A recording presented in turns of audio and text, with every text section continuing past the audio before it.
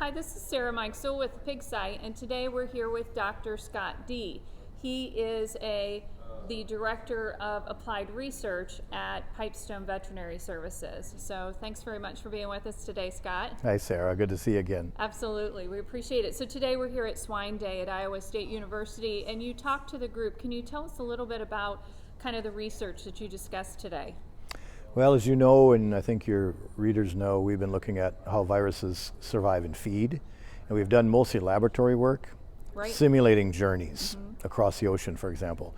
This project we rolled out today was a real-world demonstration of whether that was actually true or not. So basically we took PRRS, PED, and Senecavirus, and we put them in 1-ton totes, kind of put them all together in a little ice cube and put that ice cube in a 1-ton tote.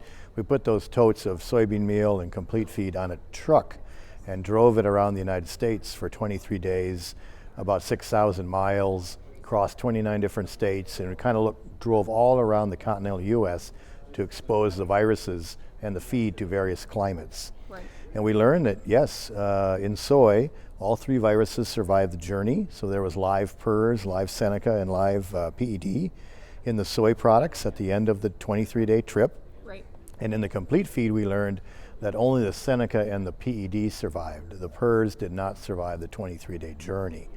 And the nice thing about, or the interesting thing about that complete feed work was we were actually able to feed it to pigs and let them eat it and show that, yes, PED was still alive, Seneca was still alive, pigs got sick with those diseases, but the PRRS was not alive. So we kind of did a transmission component along with survival. So to me, that was like real world evidence that feed risk is real, and the laboratory data are justified, I think, based on that work. And are you able to draw any conclusions with what might happen with African swine fever virus? I know you guys didn't test that, obviously, because we're not messing around with African swine fever. That's true. That's true. But can you draw any conclusions or build any assumptions, I guess, based on the data that you did see? Clearly what this project showed me was because ASF virus survives so well in feed, we've shown that Dr. Megan Niederwerder's laboratory, BSL-3 conditions at Kansas State, it lives for over 30 days in feed under the lab. So for example, if ASF got into the US, it would fly around the US in contaminated feed. That's like the major take home, I think, from this project is if Seneca and PRRS and PED can do it, ASF certainly will be able to do it too. So we talk about controlling the initial outbreak and compartmentalizing. I think we got to consider how the feed is going to play into that, not just pig movement, but feed movement. Right. That's the real take home for producers from this is we better be careful with feed. Very good. And following up on kind of what we can do, right? Another study that you talked about, I'd like for you to share a little bit more about that, about feed additives. Yes, we're trying to think, exactly as you say, what can we do about this? And we got a couple different avenues of pursuit. One is the feed additive approach, where we would add a product to the diet that's been shown to have antiviral properties, like accidentally. It's not made for that. It's made for nutritional purposes, but because it could be an acid or formaldehyde or an essential oil or a medium chain fatty acid, it's got the ability to destroy the virus too.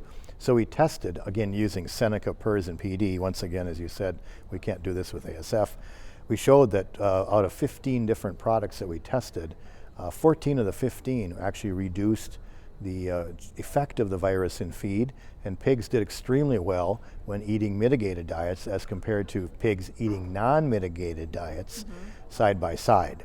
So we showed that feed additive is a good thing, especially for viruses. Very good. So it ultimately it stopped the virus, and they performed well on it, right? Yes, both. I mean, it wasn't a deterrent in any way, shape, or form, right? Yes, there were significantly improved gains and reduced mortality in pigs that were on mitigated diets as compared to pigs that are on non-mitigated diets. Serious differences, 1 to 0% on the mitigant mortality, 10% on the non-mitigated diet mortality. So quite a striking difference, and then gains were out of this world versus the positive controls, which were very, very slow. Very good. Well, hey, thank you again, Scott, for all the information.